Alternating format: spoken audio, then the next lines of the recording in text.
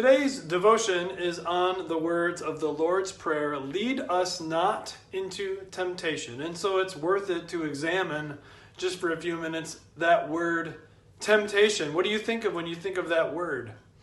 Well, on cable TV today, and on network TV several years ago, and on other TV stations across the globe in different formats, there is a show called Temptation Island. The basic premise of the show is that four committed couples, sometimes married, sometimes not, and there's plenty of temptation embedded in that, isn't there, when you know about God's commands for marriage. But four committed couples go to an island where their commitment is going to be tested, because it's 4 men over here with 12 single women and 4 women over there with 12 single men. Can you withstand the temptation? That's the premise of the show.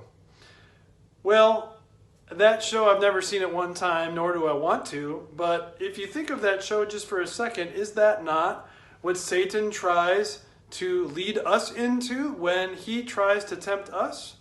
He tries to get us alone, away from God, and tempts us to sin.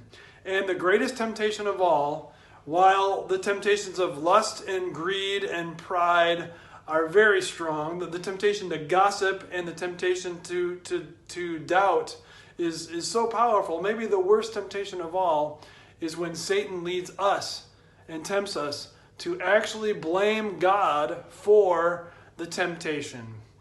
Because he knows if he turns our fists and hearts against God, then he's got us alone all to himself, and we will be nothing more than putty in his hands to do whatever he wants with. We can't stand up against Satan and his temptations.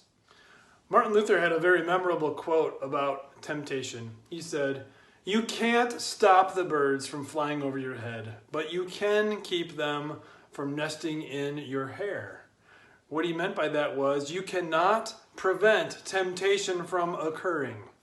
You cannot prevent those thoughts of lust and greed and temptation to hold a grudge and temptation to gossip like crazy, temptation to disrespect authority, temptation to be arrogant and proud and me first, a self-made human being with power.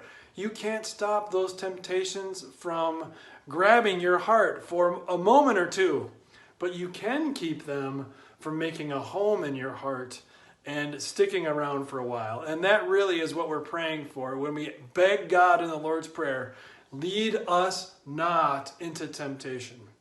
God, please help me to never see you as the author of temptation, but instead see Satan and the world around me that is greedy and my own sinful self as the most invasive source of temptation. Dear God, lead us not into temptation. Instead, lead us to your truth. Help me to believe your holy truth in word and sacrament instead of the lies that otherwise I would be tempted to believe. And as I dig into your truth and rejoice in it, make me resilient.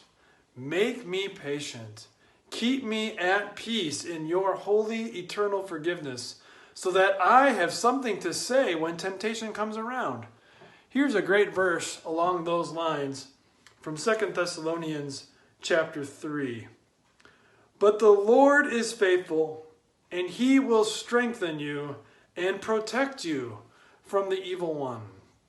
When we pray, Lord, lead us not into temptation, it's not as though sometimes he does, and this time we're praying that he doesn't. No, we're instead praying, Lord, lead us to your strength.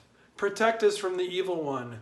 Do what you always claim to do, including the most invasive temptation of all. Protect us from those times when we tempt ourselves. You alone, Lord, have the power to do that.